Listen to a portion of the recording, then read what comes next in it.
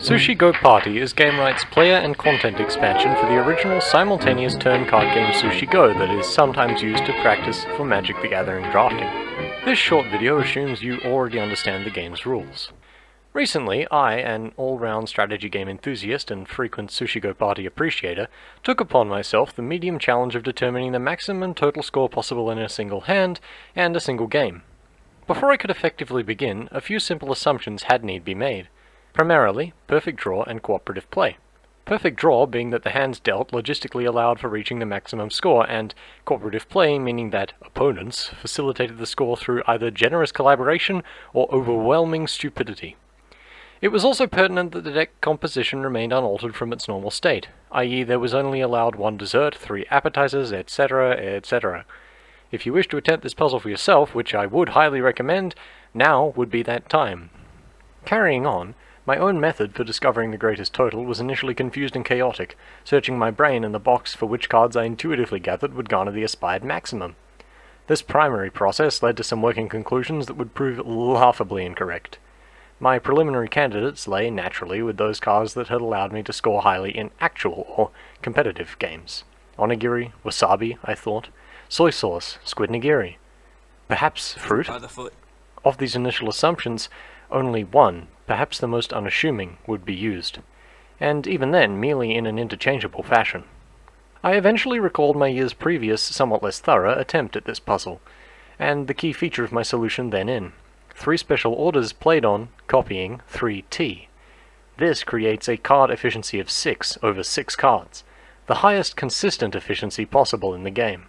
After this, I also concluded that the cards chopsticks, spoon, menu, and takeout box could be safely disregarded, as they all focused on interaction and damage control, decidedly unnecessary factors in a scenario wherein complete logistical fortune and namely cooperation/dimwittedness is assumed. Building from the idea of card point efficiency, the one card with a higher efficiency than 6T could be guaranteed a position, Uramaki, worth 8 points. Though I was tempted to play a second Uramaki to garner an additional 5 points, I soon realized this was under the incorrect assumption that one does not need to reach above 10 Uramaki to score more than one placement. Indeed, to secure the 5 additional points, one must play a further 2 cards, the point efficiency therein amounting to 2.5. Perhaps decent in a competitive game, though not so in our maximizing challenge. Instead, we play one pudding, worth 6 points. Although, herein lies necessary clarification. Since pudding is scored at the end of the 3 rounds, based upon who has the most, playing it for the first time is worth the given points, but playing it again in the next round gains absolutely nothing. As such, only one of the 3 rounds in any given game can contain a pudding. In this case, we replace it in the other 2 rounds with either a 3-point value squid nigiri or miso soup and 2 eels for 7, totaling 10, or 3 sashimi, also of course worth 10. Thus, in a 10-card 2 to 3 person game, the maximum sushi one may indeed hope to go is 36 from 3T, with 3 special orders copying 3T, plus 8 from 1 uramaki, plus 6 from the pudding, plus 7 from 2 eels, equaling 57. This also happens to be the highest possible score for one round over all hand sizes, and bound player counts. The perfect game score is comprised of this 57, in addition to the 2 rounds of 54 wherein no pudding is played, bringing the total highest possible Sushi Go Party score for one game to a delectable 165, 2 3/4 laps around the game board. The greatest score attainable slowly decreases as we reduce the number of cards per hand by increasing the number of players, as can be seen here. One interesting discrepancy to note occurs when playing the non-dessert rounds with 9 cards. Since one 3-value card is already being played prior to the dessert's removal in the 2nd and 3rd rounds, the dessert and that 3 cost can both be replaced for eels, resulting in a replacement point efficiency of 3.5, as opposed to the usual 3. The use of the tea combo, the uramaki, and the pudding, and its substitutes, remains constant until playing with 7 players and 8 cards, at which point a unique situation regarding card constraints occurs. There are 56 cards in the deck, 3 lots of 8 appetizers, 1 batch of 12 rolls, 1 tray of nigiris, and 2 cartons of 3 specials, before including any desserts.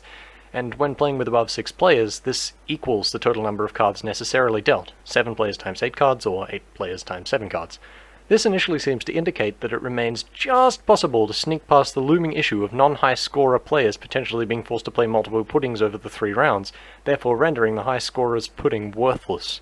However, when taking into consideration that we can include at most an amount of Uramaki equal to the number of players each round, to avoid a non-high scorer taking its 8 points, we realize that the only cards remaining in the deck to take the place of the 5 removed Uramaki are pudding. This doesn't cause an issue in the first round, as no player exceeds the number of puddings or Uramaki that the high scorer possesses. However, since pudding lingers between rounds and only scores at the end of the game, the second round reveals a fatal constraint.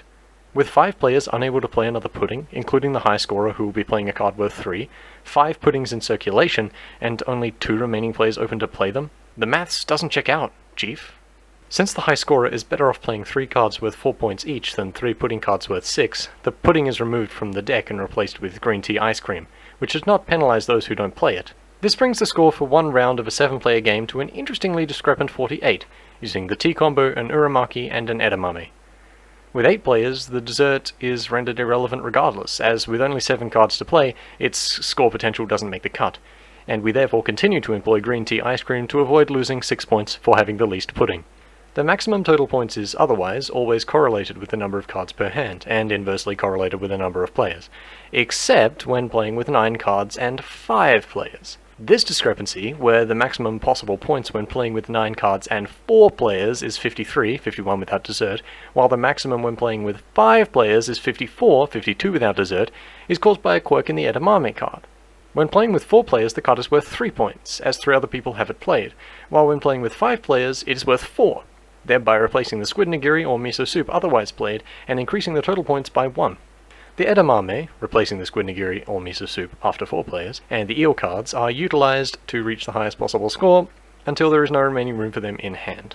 The lowest maximum score occurs, unsurprisingly, when playing with only 7 cards, 8 players, where one's hand is stripped down to merely the original tea combo plus the Uramaki, resulting in 44 points. It will also not surprise you to know that this is the most point-efficient hand, where we find the greatest ratio between the points scored and cards played, approximately 6.29. Bear in mind the suggested point ratio to aim for in a standard game is something just above 2.5. If you struggled momentarily, as I did, to visualize the logistics of these scenarios, you may find it helpful to imagine the high-scoring player's actual hand as not the one he holds at the beginning of the game, but instead as one card from each successive hand around the table. If you were wondering, it is possible to increase the potential score by altering the types of cards we allow in the deck. Specifically, if we allow 2 rolls and 3 specials, we can construct a theoretical hand consisting of a tea combo for 36, 1 Uramaki for 8, a maki for 6, 1 pudding for 6, and 1 soy sauce for 4, bringing our total score to 60. Frankly, a mere 3-point increase is rather sad, but it does bring us nice and squarely around the board, back to space 0. From my read, it also implies that Sushi Go Party's deck composition is not in its nature and or design particularly score restrictive, as in, players should not find themselves wishing they could play with an extra special card to greatly boost their scores. In any case, the game works off a relative ranking system, so total score is not, in fact, particularly important. That point in mind, I'll sushi go away now and end this here. Oh, P.S.